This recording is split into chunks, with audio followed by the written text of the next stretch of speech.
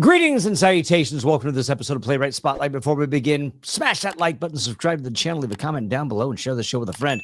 If you're listening to us on your favorite podcast platform, be sure to leave a 5-star review and subscribe to the channel. My guest today is an award-winning playwright, author, and actor whose work has been produced across New York City, Florida, and beyond. His plays, among them, Love, Lysol, and Other Delusions, On the Likelihood of Elephants, Fireflies and Fault Lines, and Funeral of God are written in his signature Elegant Anarchy style and have been staged at festivals from Players Theater and Broadway Bound in New York City to Stage West and the Tampa Bay Theatre Festival.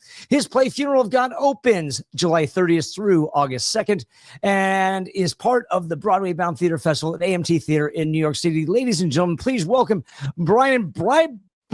I told you I was going to botch it. Brijbag. Hey, Chase. How are you? I'm well, thank you for having me on. I'm excited. I'm excited to get to talk. Thanks for reaching out. Likewise. Yeah. Likewise. Of course. So let's just get right to it. Based on your bio, I want to know what defines Elegant Anarchy. Yeah, that's an excellent question. So it's my style of writing.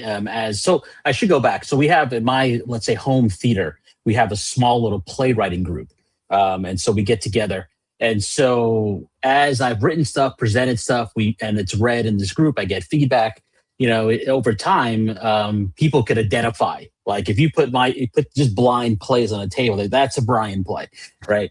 And so it's a style that I have worked on, and to me it's an offshoot of absurdism, assertive theater, that sort of thing. I think it's a contemporary absurdism. It runs the old machine in reverse. The post-war guys, they emptied language out towards silence. And with Elegant Anarchy, I kind of flood language in towards a kind of recognition. So my characters come in over-articulated. Actors will say sometimes, even a 10-minute play, a short thing, it's like a Sondheim, kind of doing a Sondheim musical. Just because of some of the diction and the language and the difficulty of it. So that's what it is. It's more of and I'd say it's a bringing absurdist theater into a contemporary setting. So when you talk about the diction and how does that approach work? When you sit down to write, when it's going to be a Brian Brijbag play and it's identifiable. Yeah. What does that look? How is that identifiable? And then how do you approach it? What's your process to sit down and say, this is what I'm setting out to do, and these are the steps that I take to make it identifiable as a Brijbag play? Yeah. So I start writing. It's very boring, actually. And I say that I write very plain and boring, and then I come back to each sentence, each word, and I say, what else or how else can I say this, right? So if you were to say something to me like, let's say I wanted to write that the dog chased the red ball, right? That's how I would start. The dog chased the red ball. Then, but I would think about that. I would say, okay, a dog chasing a ball. What you're talking about, there really is kind of a closed feedback loop there, right? You have a domesticated predator, right? This dog, and you have this sphere that's engineered, probably in some facility in Ohio, right, to be this exact kind of wavelength, and that works in a way that this predator's ancestors were bred to run across and to attack. And, maybe he isn't just playing, he's executing 10,000 years of instructions that no longer, maybe has anywhere else to go. So other than this sphere, right? And the ball is red. Why? Well, because red probably tested well. And so we have a red ball. Now, the dog has no idea that the ball tested well, but the dog is a dog and a predator, and this is what it does. And I throw the ball for the dog to chase because when I stop throwing the ball, for example, the dog may look at me like I canceled something, like disappointed that the process starts. So I throw it again. And that's the whole afternoon. And that's most afternoons, right? And that's how I would think through that one sentence. And then I may write something in that way. I would start in that kind of register, and that's what I do. And kind of build off that, I was part of a 24-hour play fest recently. Wichita State University had asked me to be part of it. And, people are like, it takes about an hour to knock out a 10-minute play. Well, I got my prompts, I think 7 p.m. and I worked till about 2 a.m, on 10 minutes, 10 pages, because my process is that, right? It's not as simple as the dog chased the red ball. And I think that's what makes distinctly, kind of my register, my play, when you read it, you're like, yeah, that guy, I know, I recognize this is something that Brian wrote.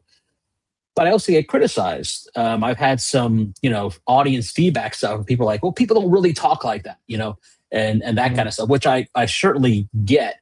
But to me, I'm like, well, then you don't understand who you're coming to see. Right. when you do that. So, yeah. So if you start and you break down the whole, the whole aspect and approach of the dog chase the red ball, yeah. What are the next steps? So you've got, so let's take, I mean, is that hypothetically as simple as it is that the premise? That's what I'm setting out to be, or setting out to do, the dog chase the red ball. And then where does it fall in line from there in a sense of, let's take a sense of structure. Is it still a traditional structure? Yes. Certainly. Yeah. And it's purposeful. So most realistic plays, right, they start with everyday slang, everyday language. So when a character falls apart, they really only have a couple inches to fall, right? That's how I look at it, because they're where they're at. So I start language. My first step is elevating it to a higher floor, and I call that the high floor. So when it finally breaks down, there's a long way to go, and you're actually watching it drop, right? The high floor exists to make that fall kind of visible. So without the height, the fall is just someone just talking, which is a little different than I think historic absurdist theater. Beckett. It's a little different there, because Beckett will start low and kind of flips it, because he'll kind of the absurdist historically kind of working its way up in terms of language, where I kind of take a different approach to it, and I start high and then break it down low. Yeah, I mean, that's kind of the best way to say it. I mean, Waiting for Godot, I guess, is or Godot is the best example, right? And so Beckett's tramps kind of stand in the void there with kind of empty hands. Sure. My guy stands in the same void, but he's holding this high level of tool set, and it's still not helping. So it's kind of like that. And then there's a collapse. And the collapse, or the slip, as I call it, doesn't get solved. It gets professionalized. I start the language up high so that my play has somewhere to fall and somewhere to go. And that's one thing I think people recognize, is that usually there's a point, depending on the length of the play, if it's a one act, a full length, even a short, there's a point where things flip and change and twist, and then you see that fall. Why take this approach to opposed to traditional playwriting?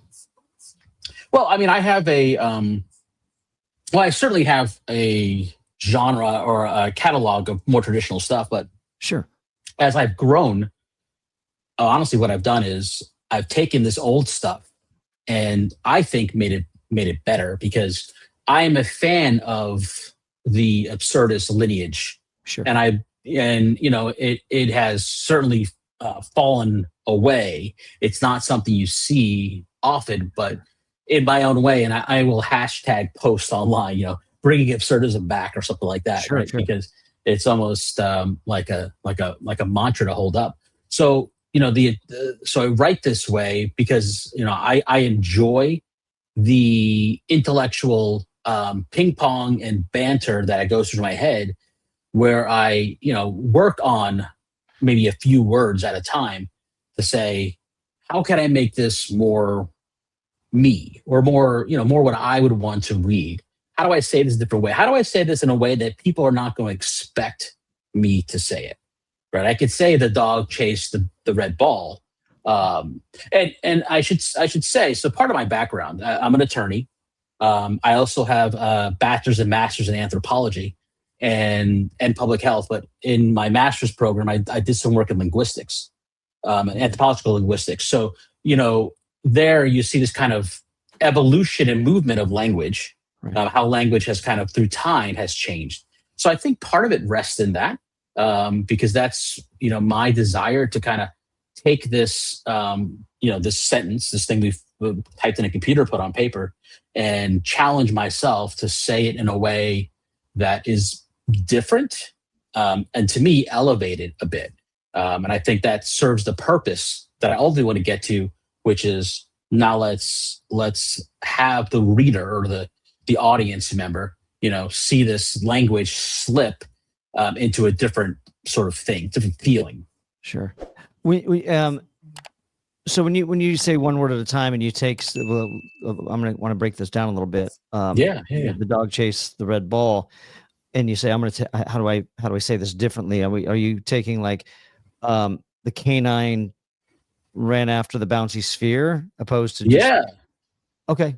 Yeah, I mean, it could be that. Now, what I would do is start with the dog. I would just think Sure. different ways to say, and I'm not even sure that I'm going to say it in that sentence structure order. Sure. But let's just move past that. I'm gonna start in saying that this dog, how can I say dog differently? How can I present this character now that I've thrown on the page, because the dog is now the character or a character in this thing, in a different way. And canine is, obviously a word that you would look at, but there may be other words that I look at. But, I may say something to the, like, ancient predator, kind of like that. And where the person may not understand immediately that we're talking about a dog.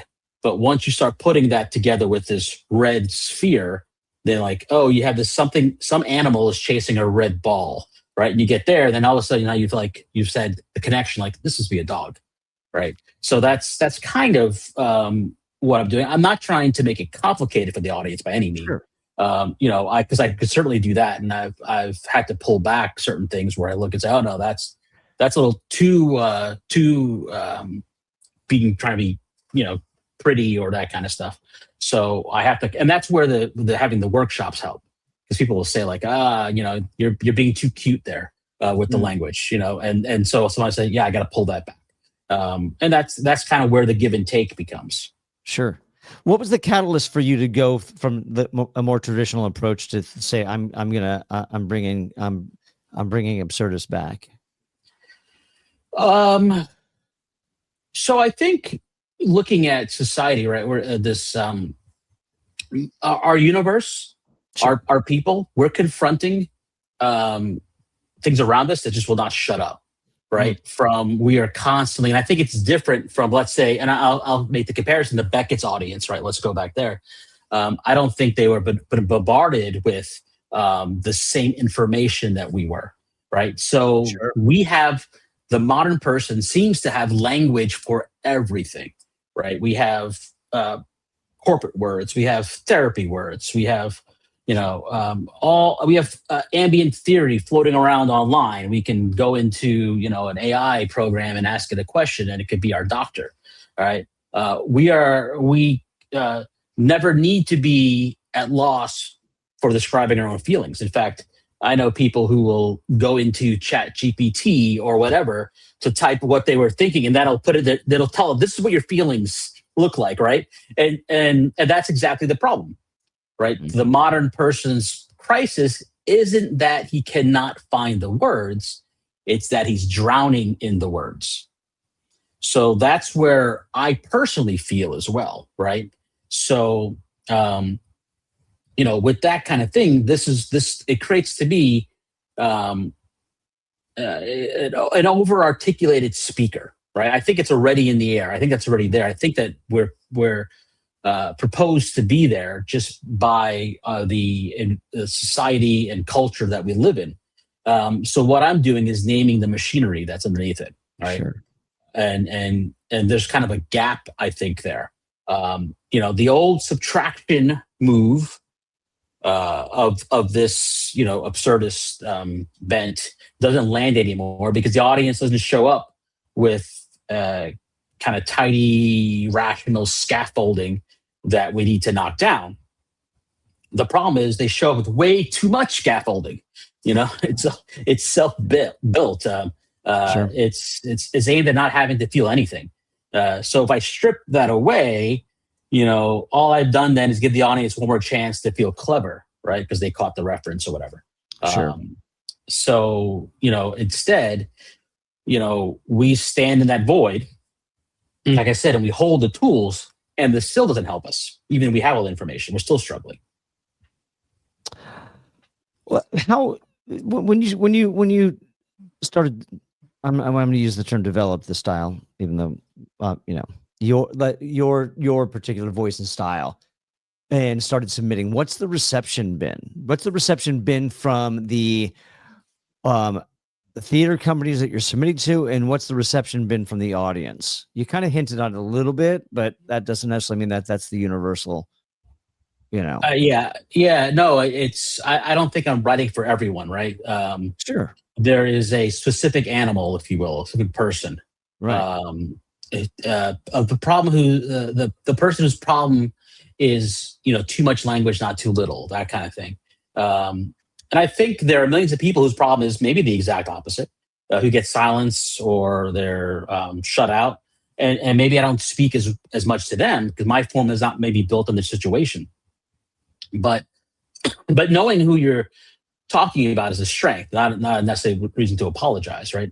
So when it comes, when I submit, there are plenty of places that I get rejection letters from, that kind of thing.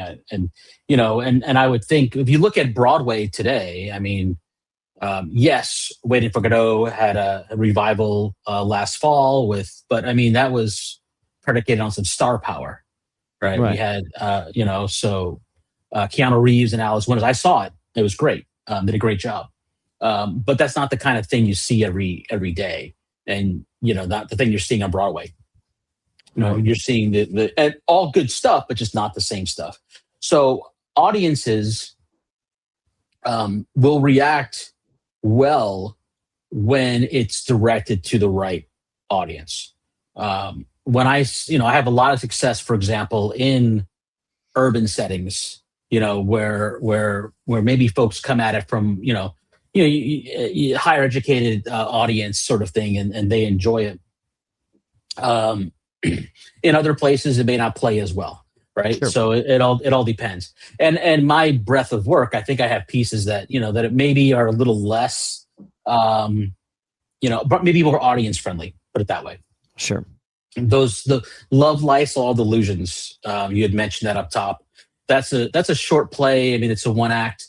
It's about a roach, pretty much, and a newlywed couple. Newlywed couple show up to their new apartment. It's a mess. This roach walks out of the corner, and it's a guy in a roach suit. The husband faints, falls to the ground. The wife and the roach end up having this whole conversation about marriage, right? Mm-hmm. The roach becomes like a therapist, right? And that has been done in South Korea. It was just done in Israel, probably about a month ago.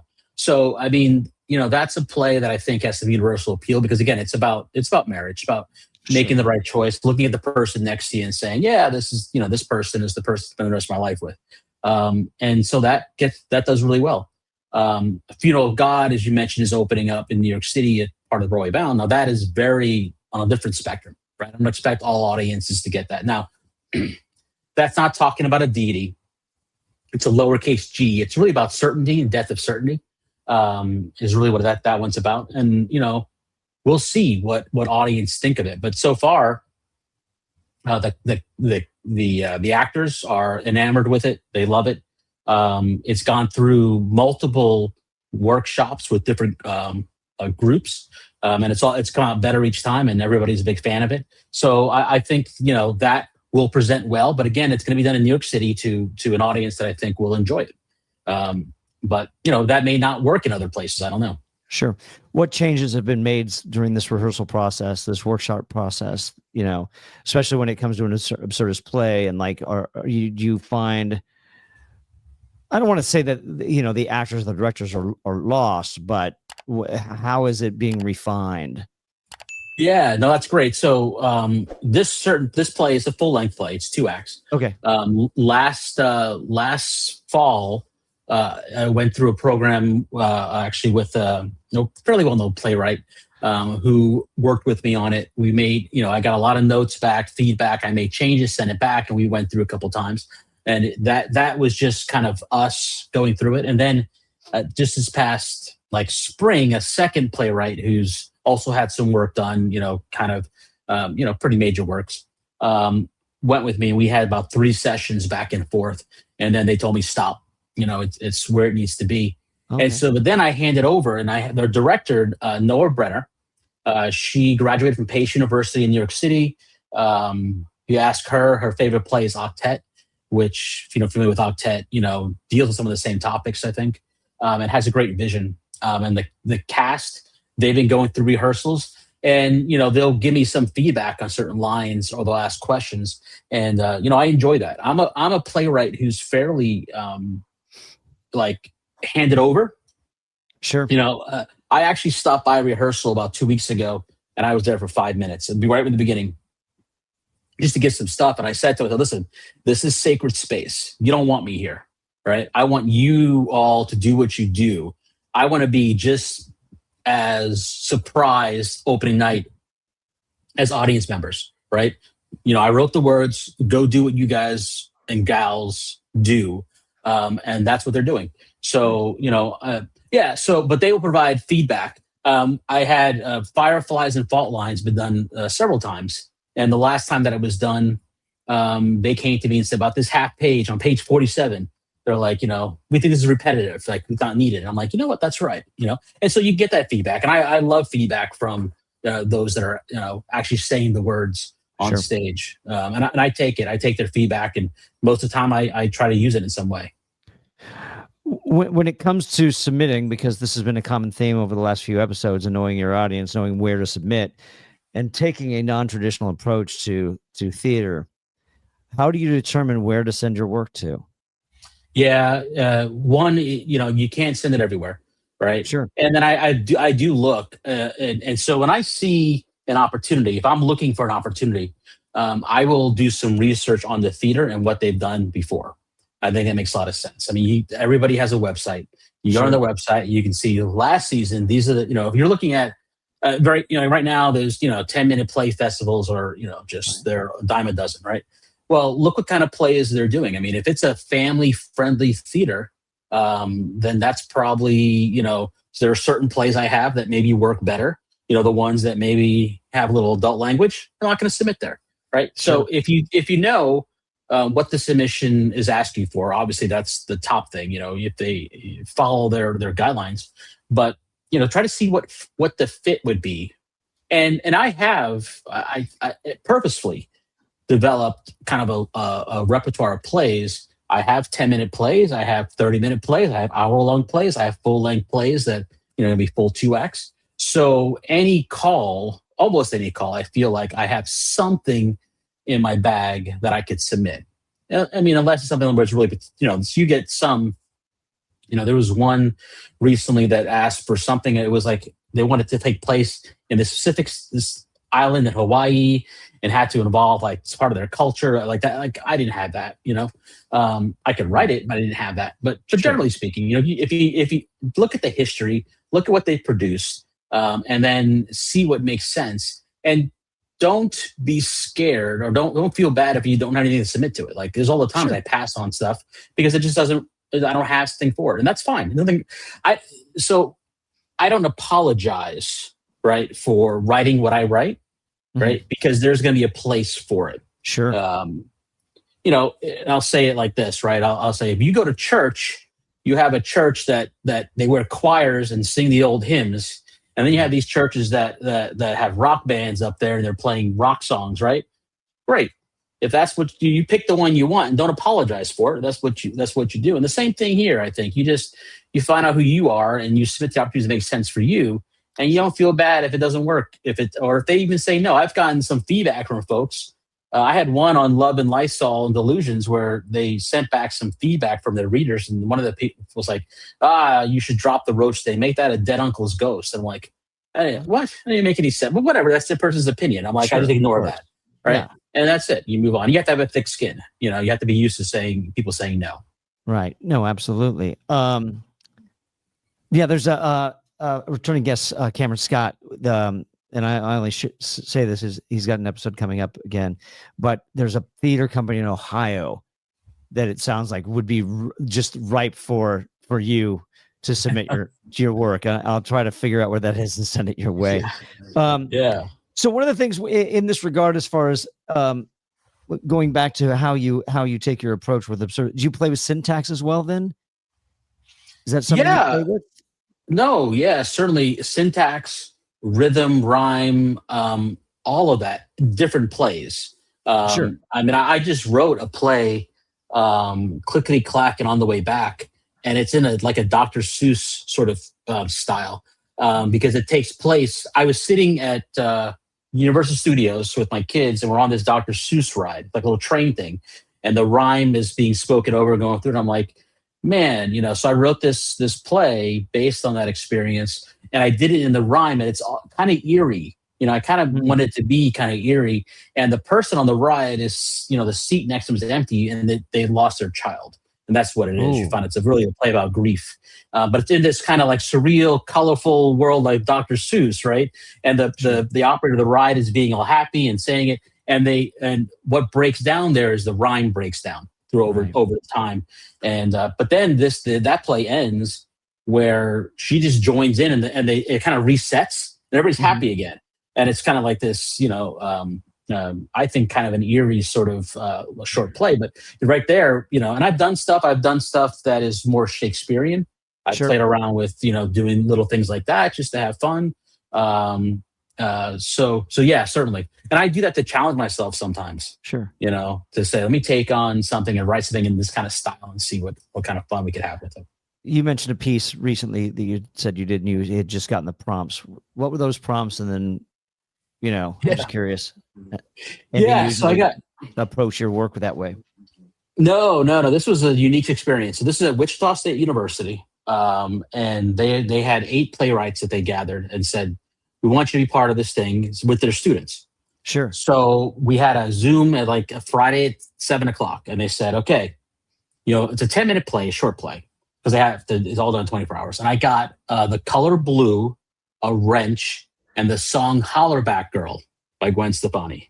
Okay. Those are my 3 prompts.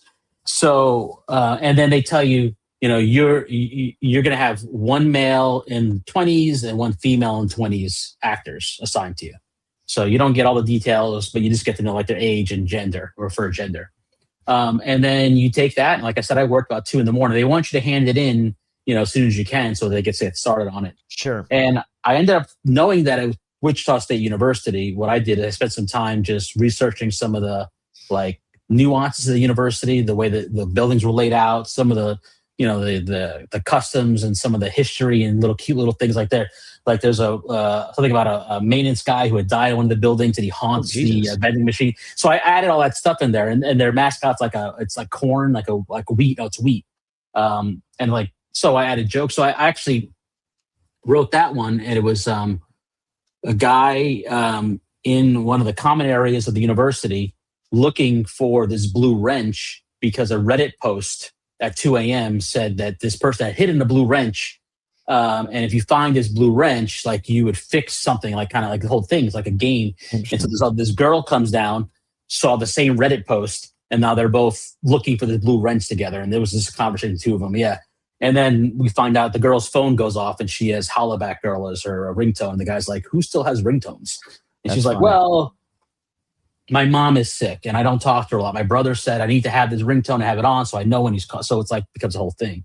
And so they have this conversation. And then you find out they never find the blue wrench. And it wasn't about a blue wrench anyway. It was about 2 people. And it's a whole thing. But it went well. And I got a video of it because they did it, in Kansas. The students had that, only hours to rehearse it and memorize it. And they did a good job with it. It was fun. So is that what everybody got? A color, an item, and a song title, or is that just what you wound up with? Okay, Everybody got. Yeah. So everybody had to kind of put together something with that. interesting. Yeah. When you take your approach with these absurdist plays, do you try to? Is it all metaphorical, and is there a message?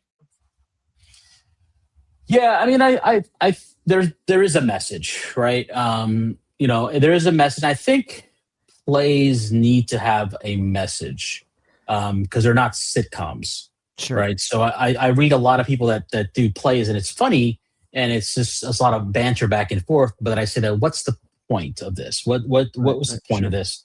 Not to say sitcoms don't have points, but like what's the conflict? That's the kind of key thing. In all the playwriting books, you have to have a conflict.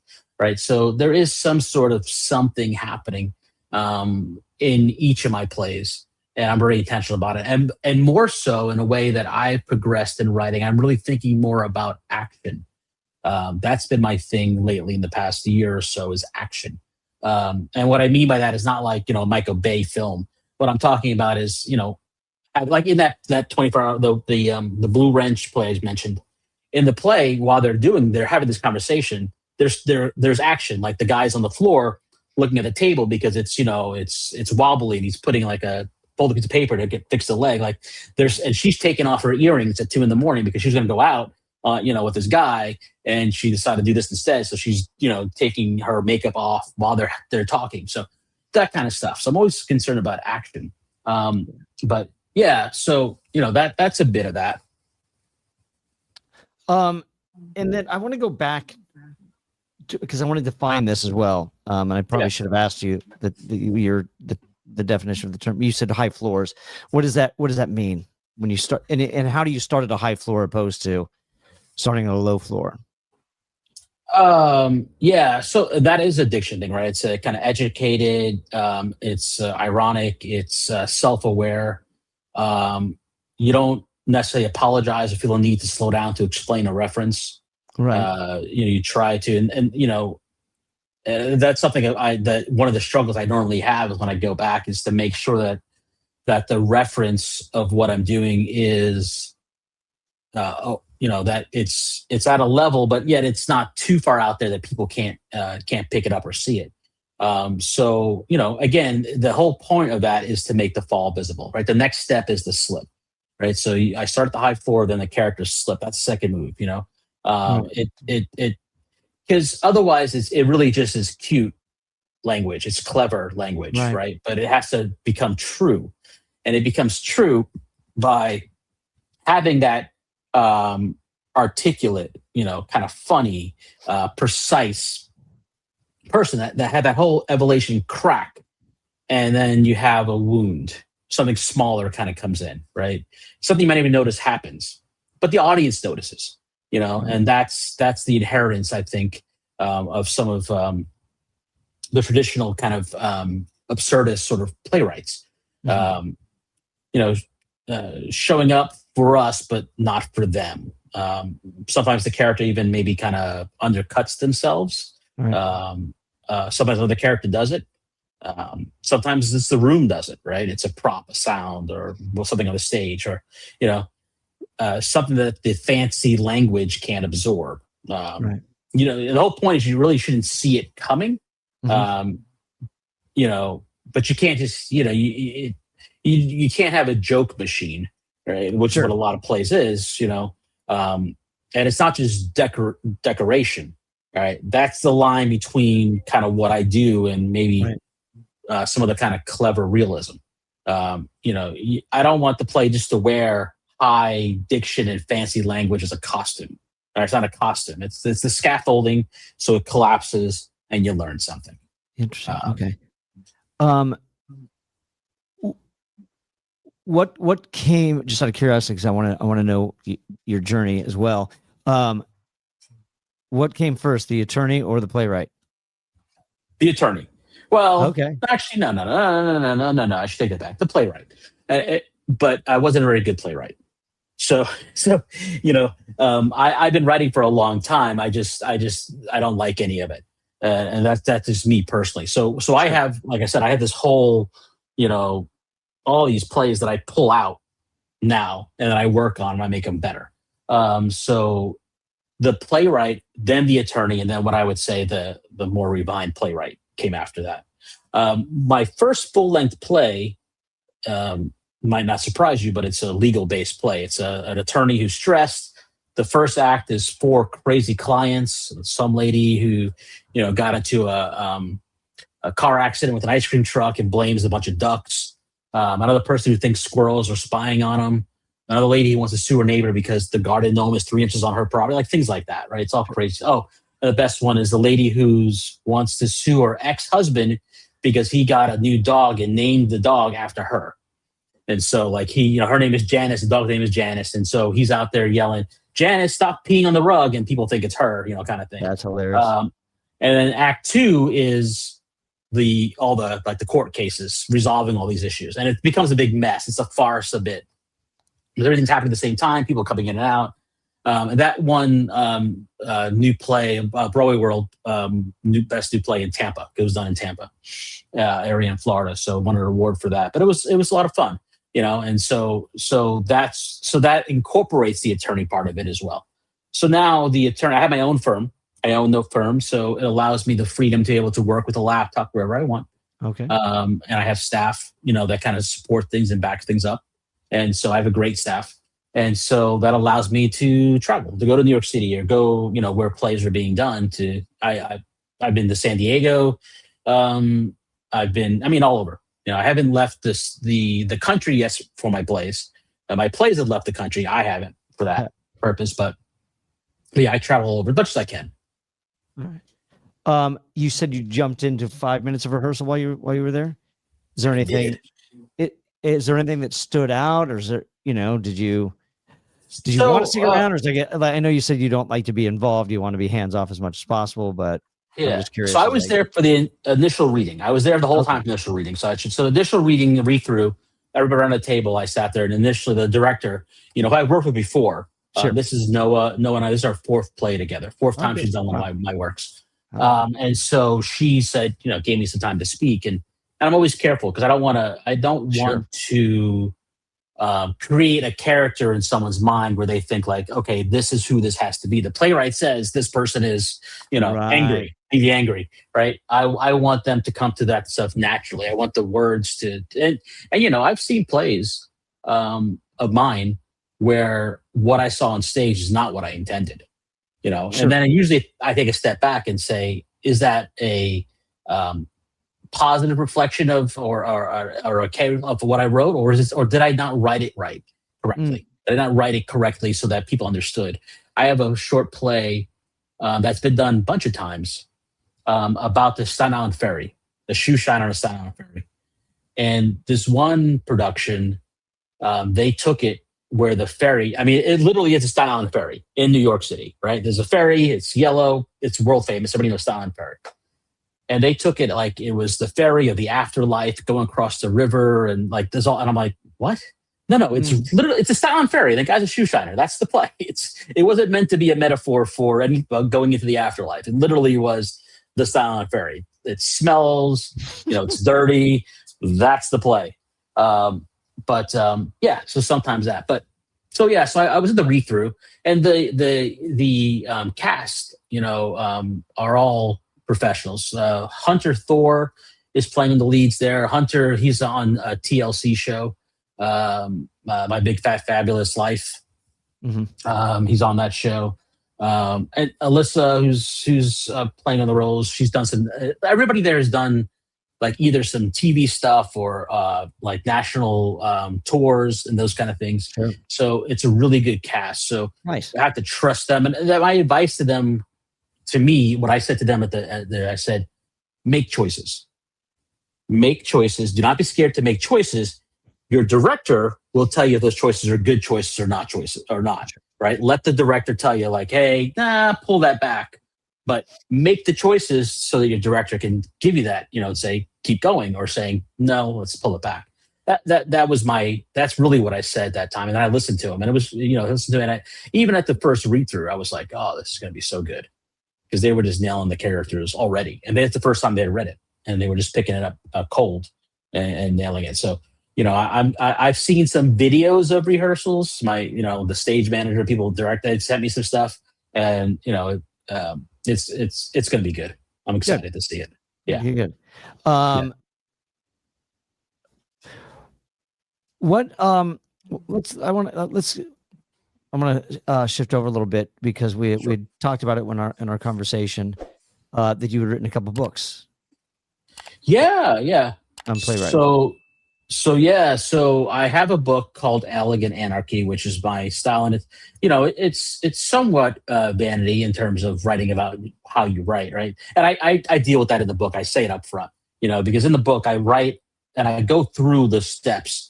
I go through the high floor and the slip, and then after the slip, there's what I call the administrative sublime. And that's what we deal with the corporate world. There's some sort of in the old absurdist model, there was a country road or a bare room or something like that, and I use more modern places today. Kind of have this because we all deal with this administrative stuff around us that the red tape.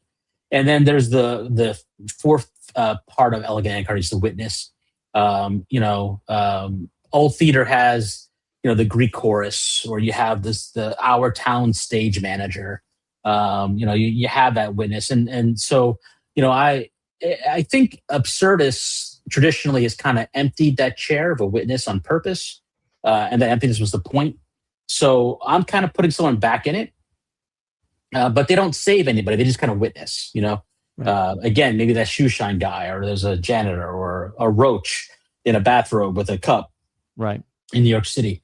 And then finally, the adjustment, which all the characters really have, there's some sort of adjustment. This is what I mean about making a play, right? There has to be some sort of, so again, traditional absurdist theater, I think, refused really to resolve things. And they were right, trying to tie up a bow, maybe be a lie then. I don't want resolution either in my plays. Really, people don't get fixed. Marriages are not getting saved, but there's still some small gesture that says that a human being is still there, right? In the 24-hour play festival, the Blue Wrench, it's, there's some dialogue about a wrench, turning a quarter inch, right? Or just changing I have a play called The Customer is Always Dead. And there's an administrative, a funeral home where a guy comes in, he wants a refund on his funeral, but you find out it wasn't his; it was actually the one he paid for his dad, right? Mm. But he wasn't ready to let his dad leave. He's let his dad die, he wasn't prepared, and it's a whole dialogue there. Those kind of things, or a pie that's shared. I have a play that's done often. It's the one done in Florida. It's called The Last Key Lime Pie, and it takes place in a Florida hurricane. And so, the pie that's being shared between people is always a small adjustment, right? The old kind of refusal that said nothing changed. My adjustment says kind of the smallest possible thing just changed. We're standing here, and that's kind of the most honest thing I know how to say right now, right? So that kind of breaks down Elegant Anarchy. And then I have Unspecified Complications. That book. I was just going to bring that one up before I jump into that. I do want to because again we're kind of touching on a very specific approach and genre, for lack of a better word. I don't know if genre is the right word, but do you for people listening that do you think that Elegant Anarchy still applies to traditional playwriting, that there's still some things, like hypothetically if listeners decided they want to go out your book, that doesn't apply to how I write, so it's not going to be able to help me. But do you think that there's still some things that they can benefit from that particular book, or for both books, actually, to be honest with you?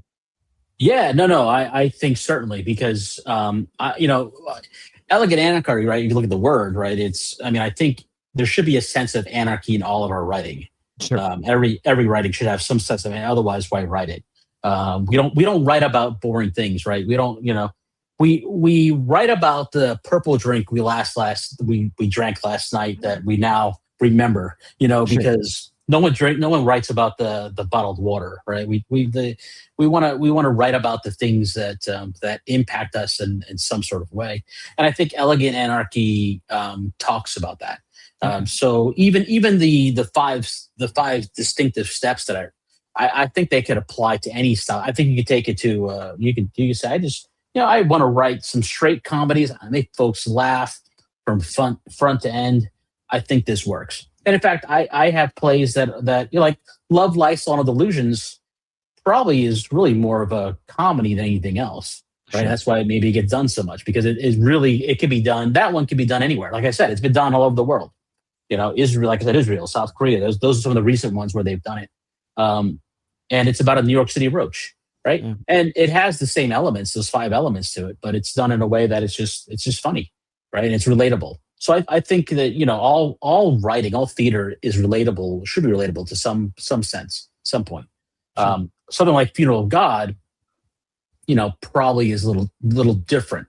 It's still relatable, but I think you have to come at it from a different way. It's, you're not going to have the big opening musical number, and the blackout at for intermission where like, oh, I can't believe that, they broke up with each other. Like that stuff that we have in traditional like Broadway plays today, it's not going to have that. But I think it still has something relatable to folks, that if you're going to come and you want to be challenged, you're going to be challenged. Sure. And so I think that the book could help any playwright. And what it also does, I have in there 6 of my pieces where I've dissected them. So you have the full piece there where you can then read those pieces and see. And again, I deal with it. Like I said, I know that, taking something and then using your own work, it's like some sort of circular logic. And I deal with that. And I said, look past that.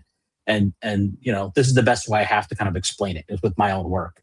And if it has value, and I think it does, then take it. And then Unspecified Complications, is that a companion piece, or is it just another a separate kind of approach to? It's certainly a companion piece. It takes Funeral of God and breaks it down.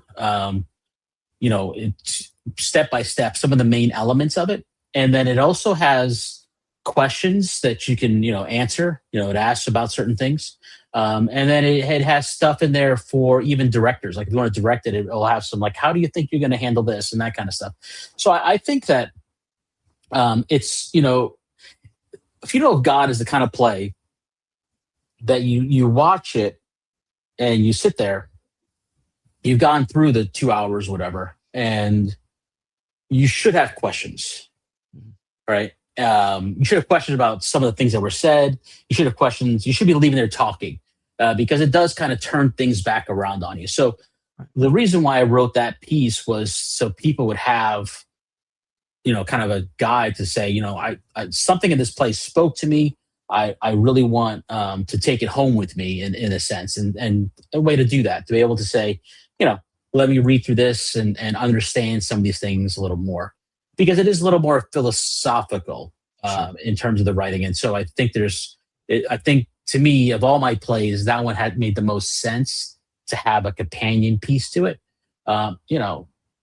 Other plays are silly. Maybe they need a coloring book, right? Or something like that, right? But Funeral of God needs to have something where you can read through it, have a cup of coffee, in the morning, think and ponder, and deal with some bigger questions about life. Like I said, it's a question about certainty. When what you think is certain is maybe shown not to be certain, how does that mess you up? What do you go from there in terms of your life? And so I think that, people could step through that one a little differently. Where do you come up with your ideas outside of prompts that from colleges? Yeah. What draws it to where it's like, I got to write this play? Well, I have a wife and 5 kids, so that helps a lot of that.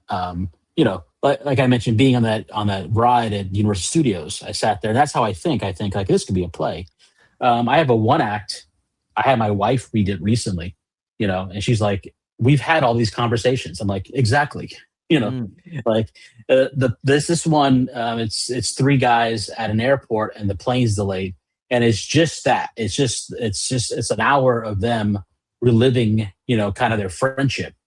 and it opens up. One guy walks in and he's like, there's a restroom sign saying, voted best airport restroom. And he's bothered by it. He's like, what do you mean? Like in the terminal, in the airport, in the world, like what's the jurisdiction? Like, how did they come about this? Was it like, it's a whole conversation about that. Literally a conversation that I had with my wife. I was in the restroom airport, and I saw this sign. I came out, she was sitting, and I'm like, who decided that? Who decided this was the best air? It's almost like a Seinfeld episode. It was kind of like that. Right. And so it was a collection of those moments that my wife will scratch her head. Like we went to dinner at a seafood place, and they served me a fork, but it was 3 times, So I'm like, this is a trident. This is not a fork. A fork has, kind of thing. And so I called the waitress over, had this whole conversation with the waitress. She, of course, is a young girl, thinks I'm crazy. And I'm just like, yeah, but I understand, a fork. And so my wife is like, she gets embarrassed. So a lot of stuff is just life, right? And so I take these things and I write them into, a play.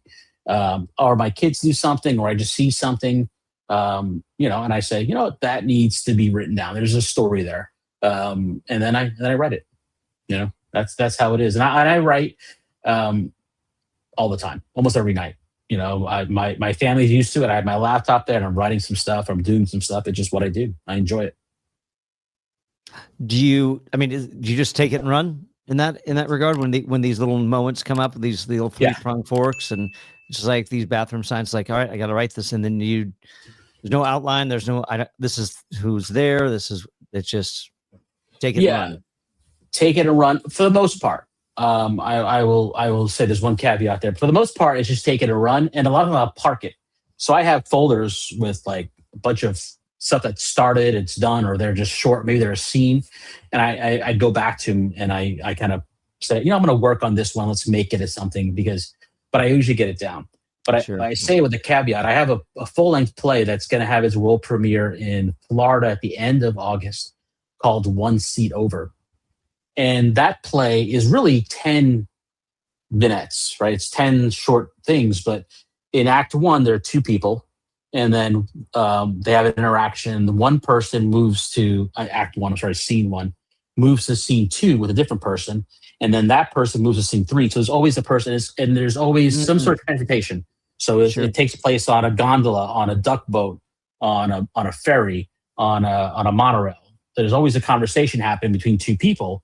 And again, one person is the one being changed. In the next scene, that's person, the one that's now the pillar who's changing somebody else, and giving advice. And the person in the first scene comes back around and closes out the last scene. Oh. And it's 1 seat over. That's the thing of the play. Nice. But that one, I plotted out. I had spreadsheets. Sure. That whole thing, which like who's here, who's doing what. Yeah. And what time of the year is it, and all that stuff. So that one, I sat down, I had the idea for it, and I plotted that one out, and then I wrote it. But it was fun to write because it's, I'm just writing like 10-minute plays almost. Sure. Kind of like that is how you kind of look at it. But they're all interconnected. It's kind of like, let's say like an Almost Maine, if you're familiar with Almost Maine, Sure, of course. Yeah. Almost Maine has those little, it's kind of like that, except there's a little bit more, I think, of a thread through my play that connects all of them together. Sure. Because August is right around the corner. Has a ticket site been set up for that yet? Yeah, that's over at the show notes as well. For outside of just Absence of God, I know that was the one thing that we were trying to get this episode down for, but I'll include that one as well. Yeah, One Seat Over is going to be done in Florida, the Tampa area, at Stage West Playhouse. Okay, so great. It's stagewestplayhouse.org. Yeah, I'll do some research, figure it out, and throw it down there. Yeah, that's good to know. Yeah, that one's there. Yeah. I mean, I get a lot of stuff that's I am blessed to have to be pretty much, almost, it seems like every weekend there's a play of mine being done someplace at that point. So that's a lot of fun. So One Seat Over, people have a chance to catch that one. It'd be like that one's a good one. I'm happy with that one. What do you attribute that success to? Having something continually done, or you just constantly just searching out opportunities and just, Yeah. And what's your approach to it as well? Sorry to interrupt you. So like, I mean, is there a certain cover letter that you're sending as well that kind of like helps assist? Yeah, no, I don't think there's anything necessarily there, but I do look and search for opportunities, and I do try to make connections. So, as someone who travels a lot, I have a wide network of people in theater that do Okay. theater, make theater, and so that's very helpful. Just like this conversation, and you said, "Hey, there's somebody that might have be great for your kind of Yeah, work." Like this is the kind of conversation I have all the time, sure. and then I'm somewhat there's some areas where people they do approach me and they say, hey, we want to do this play and whatnot, and that's been great. Fireflies and Fault Lines, which is a one act, a hour long one act, has been done. So now we're in just July, three times in New York City Wow. this year already. It's been produced so at three different theaters. So and then it's funny. I saw Love, Lysol, and the Delusions. I had one theater in Long Island, reach out to a theater that's doing it in Manhattan, saying, "Hey, we have a Roach costume. I heard you're doing Brijbag's play," and they're like, and so at that point, like when people are like saying, like, "Hey, Brijbag's play, we got the Roach costume. You want to borrow it?" And they're like, "Yeah, we'll borrow it." And so I'm like, "Oh, I guess people know who I am and they know my work, and now Nice. they're sharing Roach costumes." But there's nothing other than some tenacity in terms of, and I would say, kind of going back to what we said earlier, when I see an opportunity, it's lining up the work that fits for that opportunity. Sure. That's Yeah. probably the biggest thing. I mean, because I know people who kind of just shotgun it and say all this stuff, but if it's not the kind of work they want to produce, they're not going to produce it. Sure. So just be smart with your submissions, right? If I have a theater like in a like Sarasota, Florida, which is maybe a community with a little more retirees, right? Maybe the Roach play is not the best one, but I have a play with four ladies playing bridge, older ladies, that one lady joined the resistance. What resistance? We never find out.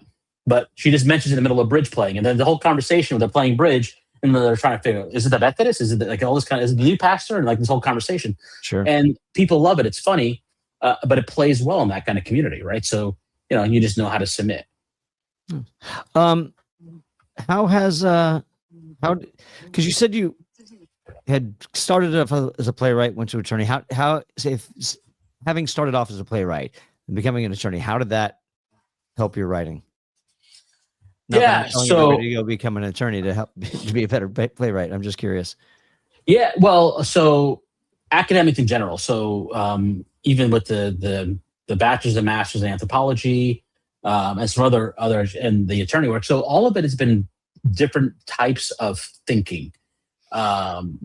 Anthropology certainly gave me a different type of a way of thinking about the world, and legal world is a different type of thinking.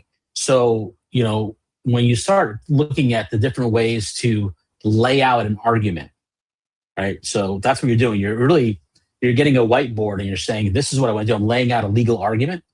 That's what a play is. We're making, you have to get someplace. You're laying out a roadmap to get someplace, an argument. Right. Sometimes it works, but it doesn't. So I think that learning different ways to communicate an argument or a thought, like the place I want to get to, certainly helps. And I think that's part of being an attorney, because legal is not hard. It's a puzzle, right? Mm-hmm. You have laws, and laws usually have elements to it. And so you have to take your facts and you line them up with the elements.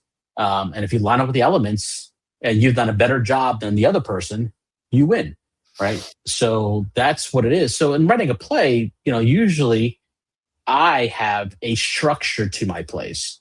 If I'm writing a short play, a 10-minute play, I probably are going to have 5 beats. I'm going to have 3 beats that are probably more funny.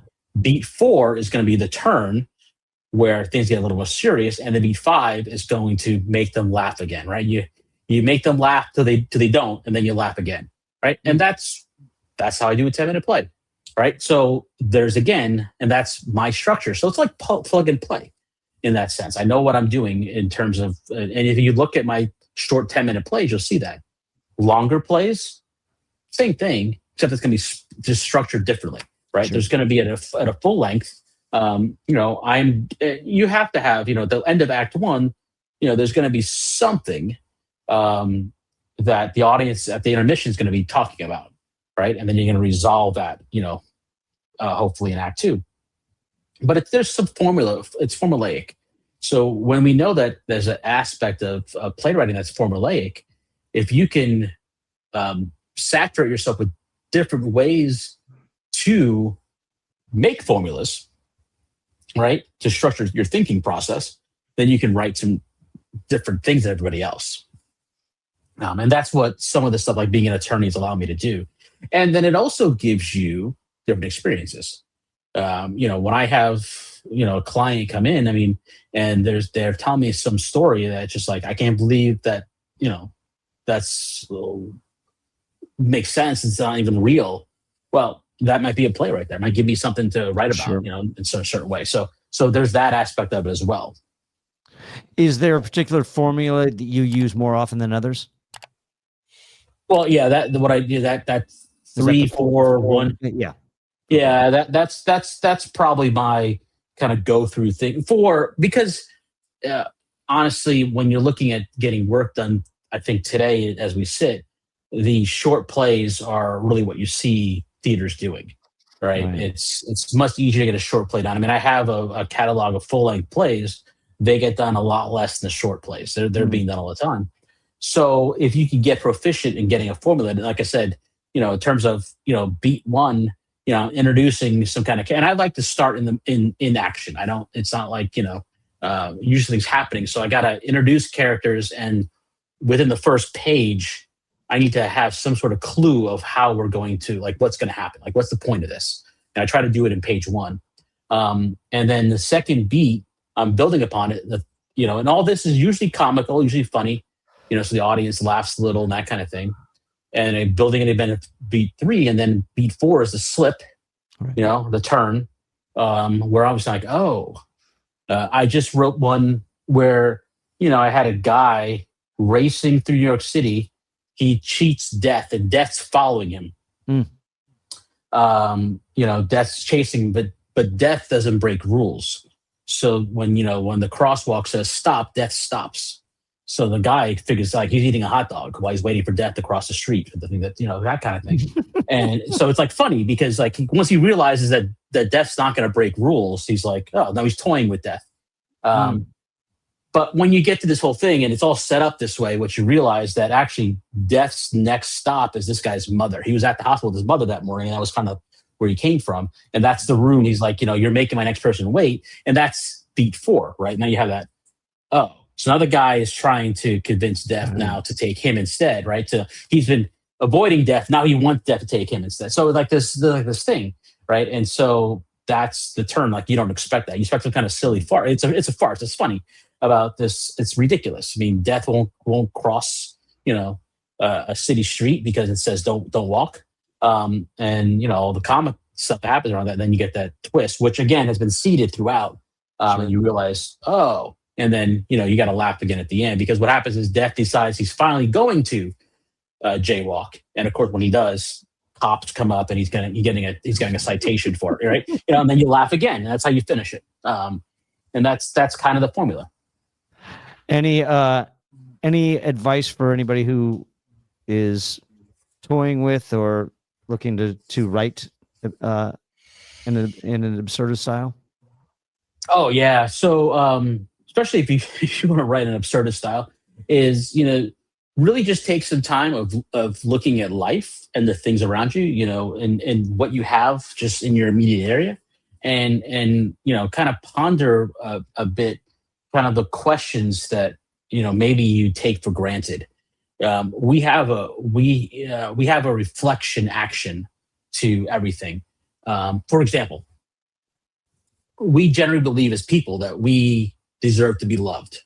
We all want to be loved. We think we deserve to be loved. So what that means is it's a hot day out, you have an ice cream cone, you walk outside, the ice cream cone, falls on the ground, and you don't have ice cream anymore, you're upset, right? All that stuff is, and why? Well, because you believe you deserve that ice cream, right? So we have these beliefs that we all have that are like they're reflective, that we don't even think about them, right? what we really need in life, we need like air, water, food, right? We don't need the ice cream cone that fell on the floor. We don't need to be loved. Like we like that, so we want it. But so to spend time and recognize all those beliefs that you have that dictate how your world functions, how you react to the world, right? Because your ice cream cone could fall, you could be sad, or you'd be like, it's an ice cream cone. I can get another one. The reason you react that way is what you believe about your relationship to that ice cream cone. So you start looking at the world around you, you start asking those kind of questions, like, what is it I believe? And then you can start deconstructing those things. And then I think you have an absurdist play, right? Because you can write a play about the ice cream cone falling. And it's really going to be, but the crux of it is not going to be, it's going to be, what belief do I have that makes me react in a way to the ice cream cone falling off into the ground, right? And that's the key. That's really the message that you want to get. But it's going to be on the face of it. You're going to read it, and the audience is going to say, "This is a play about ice cream cone." But then you're like, "No, it's not. It's really right." And that's absurd theater. Like that's what we do. So think about the world around you. Think about those things that you hold true that you don't even realize that you hold true about the world. And then honestly, then once you recognize that, you can make changes in yourself. Right? You can start like anybody. You work out, you go lift weights to get stronger.